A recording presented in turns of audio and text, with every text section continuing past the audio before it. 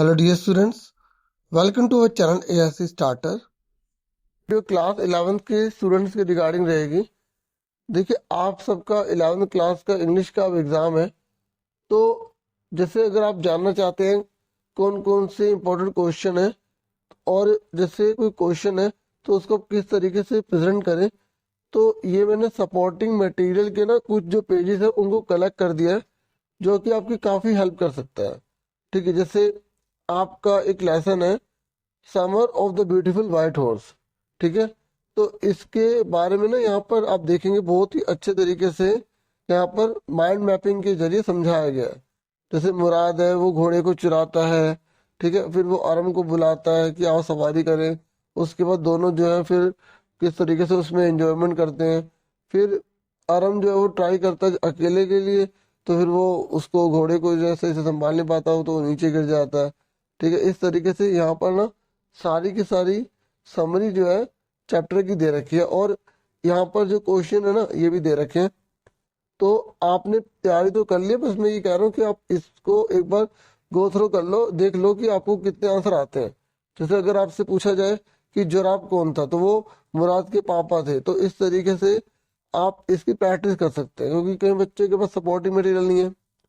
ठीक है, तो अब सपोर्टिंग मटेरियल में कौन कौन से चैप्टर हैं, तो ये मैंने इस तरीके से पूरा कलेक्ट कर दिया है। तो जैसे आप ये पैसेज पढ़कर इसका आंसर अपने आप दे सकते हैं।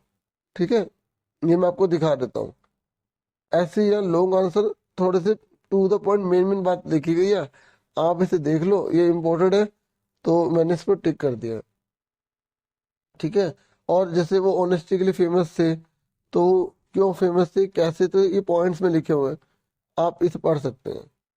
ठीक है, देखो, और अच्छे से ना यहाँ पर आराम का अलग से कैरेक्टर स्केच दे रखा है।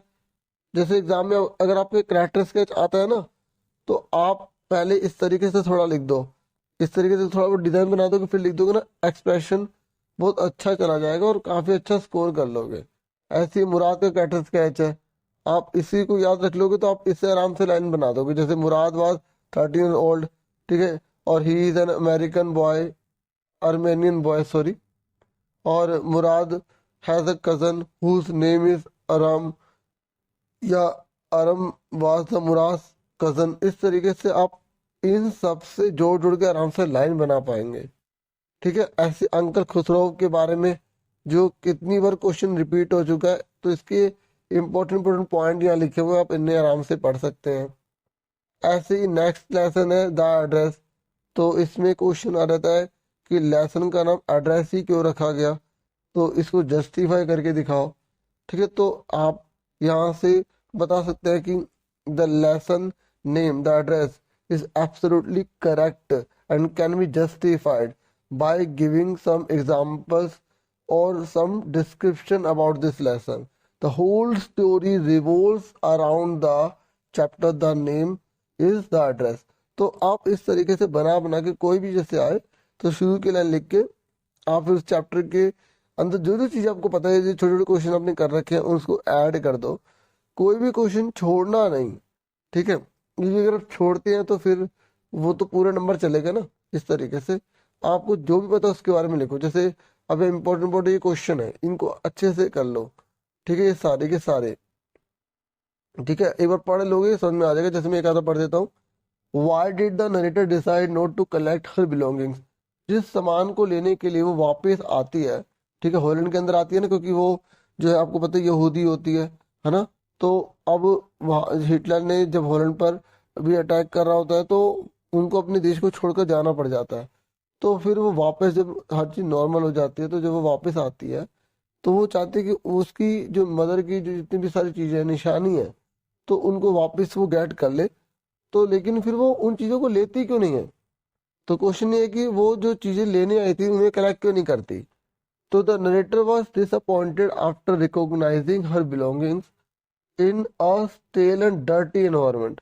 क्योंकि वो डिसअपॉइंटेड हो जाती है, परेशान हो जाती है, ठीक है, निराश हो जाती है कि इतनी स्टेल और डर्टी एनवायरनमेंट में रखी गई है, और उसे बिल्कुल भी कंफर्टेबल फील नहीं होता। ठीक है, उन चीज़ों को लेकर, इसलिए वो डिससेटिस्फाइड हो जाती है। ठीक है ना। अब ये प्रैक्टिस के लिए तो और भी क्वेश्चन है। ठीक है, तो बस आप ये जो आंसर है ना, ये छोटे छोटे जो दे रखे हैं, इनको अच्छे से पढ़ लो, आपकी तैयारी जो है बहुत अच्छी हो जाएगी। ठीक है, ये लॉन्ग क्वेश्चन भी दे रखे हैं यहाँ पर, अगर आप पढ़ना चाहे तो पढ़ सकते हैं। जैसे यहाँ पर कैरेक्टर स्केच बोला गया है, तो जो एड्रेस में जो एस की बेटी होती है ना, उसका कैरेक्टर स्केच कैसा है, तो वो सेल्फ रिस्पेक्टिंग है, वो अकेली रहती है, lonely after war, ready to move on in life, life में आगे बढ़ने के लिए वो तैयार है, और face the irreparable loss of her dear mother, ऐसा मतलब वो फेस करती है जो इरिपेरेबल है, मतलब कहने का है कि वो रिपेयर हो ही नहीं सकता, मतलब उसकी माँ हमेशा के लिए चली गई। तो यहाँ पर वैल्यू पॉइंट्स है, इसको आप आराम से बना के लिख सकते हैं। फिर आपका थर्ड लेसन है द एड्रेस। अब यहाँ पर ना आप देखेंगे किस तरीके से मैपिंग करके ना, यहाँ पर कैरेक्टर्स का दे रखा है। मार्गा मिंको यानी कि जो एस की बेटी है, जो एड्रेस के लिए जाती है, ठीक है, वहां पे सारी चीजें अपनी बिलोंगिंग्स को कलेक्ट करने के लिए। तो मार्गा मिंको के बारे में क्या खास बात है कि वो जेविश गर्ल थी। ठीक है, जेविश गर्ल थी ना, वो यहूदी थी ना, और उसे मिसेस डॉलिंग बिल्कुल पसंद नहीं आती है।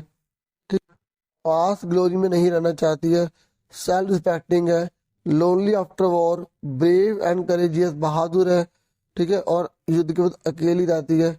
तो मिसेस डोलिंग के बारे में आप क्या जानते हैं? जैसे वो फ्रेंड थी मिसेस एस की, और उसकी एक बेटी थी, वो मीन, ग्रीडी और डिसऑनेस्ट है, मतलब लालची है। ठीक है, मीन है और डिसऑनेस्ट है, बेईमान है। इस तरीके से did not allow the narrator in her house, अपने घर में अलाउड नहीं करती है, और जो चीजें उसने से ली थी, ठीक है, उसको डिनाई करती है ना। ये मिसेस डोलिंग की डॉटर की क्या खास बात थी? देखो, अगर आप ये करते हैं ना, तो काफी अच्छा स्कोर आप कर लेंगे, क्योंकि मेन मेन तो कर ही रहे हैं ना, बाकी थोड़ा डीपली भी आ जाता है। तो अगर आपने चैप्टर पढ़ा तो आप कर लोगे। फिर है मदर्स डे। तो मदर्स डे में तो आप जानते हैं ना, पियर्सन जो होती है किस तरीके से एक पैसिमिस्ट वुमेन है, मतलब दबकर रहती है। उसके बच्चे, उसके हस्बैंड, ठीक है, जो होते हैं, वो उसको, मिसिस पियर्सन के जो हस्बैंड है जॉर्ज पियर्सन, वो किस तरीके से उनको वैल्यू बिल्कुल नहीं देते हैं, और किस तरीके से वो उन सबकी ड्यूटी फुलफिल करती रहती है उनको, लेकिन वो समझते नहीं है। और दूसरी और फिट्जैरल्ड होती है, जो बहुत ही ज्यादा क्लेवर है, ठीक है, और अपने राइट्स को जानती है कि वो राइट्स क्या होते हैं, और वो मिसिस पियर्सन को भी अवेयर करती है, मतलब वो एक तरह से सोशल वर्कर के रूप में काम कर रही है। ठीक है, समाज में जो जिनके साथ अत्याचार अन्याय हो रहा है, उनकी उनको मतलब अवेयरनेस प्रोवाइड कर रही है। ठीक है, और उनको सही रास्ते पर लाने का भी काम करती है ना। तो इस तरीके से आप इसके बारे में अच्छे से पढ़ें। देखो यार, डोरिस के साथ क्या इंसिडेंट हुई, तो देखो जैसे चैप्टर पढ़ा, एमसीक्यू भी आएंगे ना, तो आप तभी ठीक कर पाओगे जब आपको एमसीक्यू वगैरह पता होंगे। ठीक है, साहिल के साथ क्या बात हुई, ठीक है, और इस तरीके से मेन मेन स्टोरी की सारी बातें लिखी हुई हैं। अब मैं सारा तो नहीं दिखा सकता मतलब, लेकिन मेन मेन जो दिखा रहा हूँ, आप इसे पढ़ के अच्छा स्कोर कर सकते हैं। ठीक है, फिर ये कुछ जैसे यहाँ पर कुछ इंपॉर्टेंट क्वेश्चन है। आयरिश एसेंट है उसकी, ठीक है, बोली जो है ना आयरिश टाइप है। उसके बाद देखो, ये आपकी ना जो हॉर्नबिल है, उसमें आपको पोल्ट्री डिवाइस के बारे में पता होना चाहिए। तो ये 1 2 3 4 5 6, तो सिमिले, हम अगर पूरी लाइन में लाइक लिखा देख ले, एस लिखा देखे, तो सिमिले है। मेटाफर में हम उसको पूरी तरह मान लेते हैं, जैसे laughter is the best exercise. ठीक है, पर्सोनिफिकेशन में क्या होता है, जो काम इंसान करता है वही काम हम अगर प्रकृति में बताते हैं ना, नेचर में बताते हैं, ठीक है, तो उसे हम पर्सोनिफिकेशन कहते हैं। जैसे आपने हिंदी में पढ़ा होगा, मेघ आए बन के ठन के संवर के, तो इंसान बनता है, ठनता है, संवरता है, तो हम मेघ में कह रहे हैं, तो वहाँ पर्सोनिफिकेशन हो गया, मानवीकरण। जैसे द स्नो फ्लैक्स डांस, इस तरीके से एलिट्रेशन में पहला जो अल्फाबेट है वो सेम आता है। ठीक है, इस तरीके से ये मेन मेन है। उसके बाद ये पोएम है फोटोग्राफ, और फोटोग्राफ में यहाँ आपको पढ़ लेना है कि कौन सी लाइन में कौन सा अलंकार है, पोएटिक डिवाइस है, ताकि एमसी के ऊपर आराम से आप टिक कर पाओ। ठीक है, और जैसे अब यहाँ लिखा लेवर्ड ईज ऑफ लॉ, जब दोनों अपोजिट वर्ड इकट्ठे होते हैं तो हम उसे ऑक्सीमोरन कहते हैं। ठीक है, और यहाँ पर आप चाहे तो पहला दूसरा क्वेश्चन अच्छे से कर ले। ठीक है, बाकी इनको भी आप पढ़ सकते हैं। ओके, एक इसका छठा क्वेश्चन कर ले। ठीक है, इनको पढ़ ले ताकि कोई और भी हो तो आप आराम से कर ले। फिर एक आपकी लेबनम टॉप आ रही है। लेबनम टॉप में आपको ये देखना है कि किस तरीके से एक चिड़िया आती है। ठीक है, और पूरे का पूरा जो लेबनम टॉप है उसका जो एनवायरनमेंट है पूरा चेंज कर देती है। तो पहली स्टेंजा में भी लेबनम टॉप शांत था और लास्ट वाली स्टेंजा में भी वो शांत रहता है। ठीक है, और इसमें जो पक्षी है उसका नाम आप जानते होगे क्या है? Gold Finch. ठीक है, और इस पूरी पोएम में कौन सा कलर जो है डोमिनेट है, मतलब सबसे ज्यादा यूज हुआ है येलो कलर। ठीक है, ओके, तो वो इंजन है फैमिली का। और ये अच्छे से इसके ना एक ये वाला कर लो, एक ये वाला कर लो। फिर पोर्ट्रेट ऑफ लेडी है, तो यहाँ पर जैसे ग्रैंड मदर का यहाँ पे पॉइंट्स दे रखे हैं, इससे आप आराम से कैरेक्टर स्केच दादी का लिख सकते हो, क्योंकि दादी का कैरेक्टर स्केच आ सकता है एग्जाम में। ठीक है, उसके बाद देखो यहाँ पर काफी अच्छे से बता रखा है कि क्या क्या घटना घटी थी। और ये मोस्ट इम्पोर्टेंट है कि चिड़िया ने अपना शौक कैसे दिखाया, तो आप ये याद कर लो। ठीक है, और दोनों में टर्निंग पॉइंट कैसे आया, तो आर्थर जो है सिटी में चला गया, स्कूल से मोटर बस में जाता था। अब दादी उसको कंपनी नहीं दे सकती थी, तो टर्निंग पॉइंट वाला क्वेश्चन आए तो इसके 3-4 पॉइंट लिख देना। टर्निंग पॉइंट मतलब दोनों की दोस्ती में बदलाव कैसे आ गया, मतलब अब दोनों के बीच में पहले आना जाना स्कूल हर चीज साथ थी, अब वो एक दूसरे को कंपनी नहीं दे सकते थे, एक दूसरे का साथ नहीं दे सकते थे, क्योंकि स्कूल मोटर बस ले आती थी जब दादी उसके साथ जा नहीं सकती थी। ठीक है, और गॉड, और अगर ये क्वेश्चन आ जाए कि दादी किन 3 चीजों से नाराज थी, तो भी आप इसमें से आराम से निकाल सकते हो, लेकिन दादी एक्सप्लेन नहीं करती थी किसी को। ठीक है, फिर उसके बाद नेक्स्ट है, अगर हम सब एक साथ है तो हमें मरने से डर नहीं लगता। आपको पता होगा कि छोटी सी लड़की ने किस तरीके से फोटोज भी बनाई थी। ठीक है, दिखाई थी ना अपने पापा को, ड्राइंग बनाई थी इसकी वजह से उसके पापा को काफी मोटिवेशन मिला था।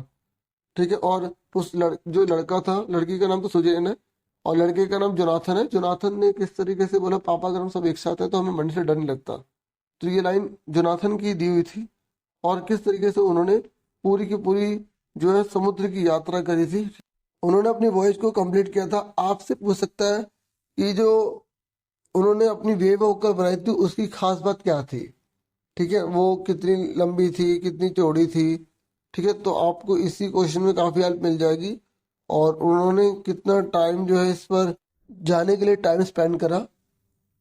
फिर ऐसे टूट वाला है ये, और टूट का चैप्टर आपको अच्छे से पता होना चाहिए कि किस तरीके से यहाँ पर जो टूट के दादा या पापा होते हैं फिर उनकी मौत हो जाती है दोनों में से। अब ये पता नहीं था कि वो दादा या पापा थे। फिर उसके बाद में जो राजा बनता है तो वो बनता है उसका भाई या पिताजी। अब मान लो दादा थे तो पिताजी बने। ठीक है, और अगर पिता उस समय बने तो उस समय कौन बनेगा, उनका बेटा बनेगा। मतलब कहने का ये था कि जब टूट के आने से पहले, राजा बनने से पहले, तो या तो उसका भाई राजा बना था या पिता। तो उन्होंने ना जो खमून देवता है, ठीक है, उनकी पूजा बंद करवा दी थी और बोला था कि एटन यानी कि सूर्य देवता की पूजा करनी है। और जो एयर है ना, एयर गॉड यानी कि खमून गॉड, उनकी पूजा नहीं करनी। तो फिर जब उनकी मौत हो गई तो फिर जो है टुट राजा बन गया। और टुट ने बोला कि आप खमून देवता की पूजा कर सकते हो, तो उसका नाम टुटन खतीन से टुटन खमून बन गया। तो ये भी क्वेश्चन एग्जाम में आ जाता है। ठीक है, तो आप इसका ये जो 4 क्वेश्चन है ये अच्छे से करो। मैंने ना ये क्वेश्चन के आंसर जो है ना ये मैंने इजी लैंग्वेज में लिखे हैं, तो आपको एक बार फोटो दिखा देता हूँ, आपको एक बार में याद हो जाएंगे। मैंने क्वेश्चन नहीं उतारे, आंसर आंसर है, आप एक बार देख लो। देखिए, जो क्वेश्चन दिखाए थे ना तो उसको मैं समझा देता हूँ कि ये क्वेश्चन का आंसर ये है कि पहले क्वेश्चन समझ लो। इसका क्वेश्चन ये है कि जो फेरोज थे ना, फेरोज वो कौन थे। तो फेरोज एंशंट इजिप्ट के थे। और जो टुट था, टुट वो last heir of the royal family का था, उत्तराधिकारी मतलब। और मतलब जब कार्टर था ना उसने जो है मतलब मम्मी इसको काटा क्यों, मतलब उसको खराब क्यों कर दिया एक तरह से, यूं कहे तो क्योंकि पहले तो वो मेल्ट करवाना चाहता था कि उसमें से रेसिन जो सॉलिड था ना वो पिघल जाए। तो उसने सनलाइट में उस रखा विच इज वेरी हॉट, जो बहुत गर्म थी। ठीक है, लेकिन वो उसे कामयाबी नहीं मिली, तो इसलिए उसने हैमर लिया, ठीक, चेसल लिया और इस तरीके से उसको सेपरेट कर दिया कॉफिन से। यही मैं पूछ ली कि कैसे उसने कॉफिन से उसे अलग करा, आप ये बता सकते हैं। ठीक है। उसके बाद ये है कि यहाँ पर कि दफनाया क्यों गया था उसको, और किन चीजों के साथ दफनाया गया था। ठीक है। तो और सोने इतना सारा क्यों मतलब दफनाया गया। तो रॉयल जो थे ना, मतलब राजा तो चला गया था, लेकिन रॉयल जो थे वो ये सोचते थे कि अ, इसे आफ्टर लाइफ बाद यूज कर पाएंगे, जैसे मतलब मरने के बाद भी इसे यूज कर पाएंगे। और इसलिए और भी चीजें यहाँ पर दफनाई गई थी, ये सारी, ठीक है, गोल्ड के साथ साथ। और उसके बाद ये नेक्स्ट है कि he allowed people to worship of, अच्छा, कि टूटन खातेन का नाम खमून कैसे पड़ गया। तो उसने वर्शिप अलाउड कर दी थी अमून गॉड की, और उसने पुराने तरीके को वापस ले आया था, जिससे लोग हैप्पी हो गए। तो इसलिए आगे बाकी क्वेश्चन में से उतार देना। ठीक है। और टूटन खमून का मतलब बता देना क्या होता है, लिविंग इमेज ऑफ अमून। ठीक है, लिविंग इमेज ऑफ अमून। और ये कुछ इंपॉर्टेंट क्वेश्चन है, आप एक बार इनको भी पढ़ लेना। बाकी मैं ये नहीं कहता कि यही आएंगे, ठीक है, बाकी आप और भी पढ़िएगा। बाकी ये देख लो कि आपको कितनी नॉलेज है इसकी। जैसे अब पहला क्वेश्चन है कि तीन चीजें जो दादी को जो है मतलब पसंद नहीं थी, जैसे मैंने अभी दिखाया था ना, उसी में सारे आ जाएंगे। और आर्थर ने जो है ना अपनी जो वॉयज जो स्टार्ट करी, ठीक है, उसमें क्या क्या हुआ, मतलब जो we are not afraid to die है ना, उसमें व्हाट डिड आर्थर डू। तो उसने अपनी समुद्री यात्रा के लिए क्या क्या किया। और इसमें कि ये ऑथर जो है ना, we are not afraid to die, इसमें उन्होंने अपने आप को तूफान से कैसे बचाया, क्योंकि उसका आगे का तो जो नाव का पार्ट था वो पूरी तरह खराब हो गया था। तो उसने जहाज दूसरी तरफ करके अपने को सेव करवा लिया था, उल्टा जो है जहाज चलने लग गया था। एक बार पढ़ लेना इसको अच्छे से। जोराब कौन थे, आपको बता दी थी मैंने, मुराद के पापा थे, एमसीक्यू में आ रहा था। और कैमरन ने किस किस को कैद किया था, ठीक है, लेखिका की मम्मी को और उनकी जो कजन है दोनों को, ठीक है। और ये both wry with the levered is of loss, इसका क्या मीनिंग है, ठीक है, तो ये आपको बताना है। ये फोटोग्राफ से इसी बुक का क्वेश्चन है। और इंजन जो है मशीन का किससे बोला गया है, वही जो गोल्डफिन पक्षी होता है उसी से है ये, ठीक है। और to what is the movement of the goldfinch compare, ये जो गोल्डफिन जो उसका मूवमेंट किससे कंपेयर किया गया है, और आखिर बेसिस क्या था उसका कंपैरिजन करने का। मुराद ने घोड़ा वापस क्यों कर दिया, और अरम जो है वो सरप्राइज क्यों हो गया था मुराद को सुबह सुबह देखकर, ठीक है। फिर है कि why was the narrator confident that she had reach the correct address, narrator को इतना विश्वास क्यों था कि वो सही एड्रेस पर पहुंचेगी, क्योंकि उसकी माँ ने उसे बताया था 46 मार्कोनी स्ट्रीट बताया था ना, इसलिए वो पहुंच गई।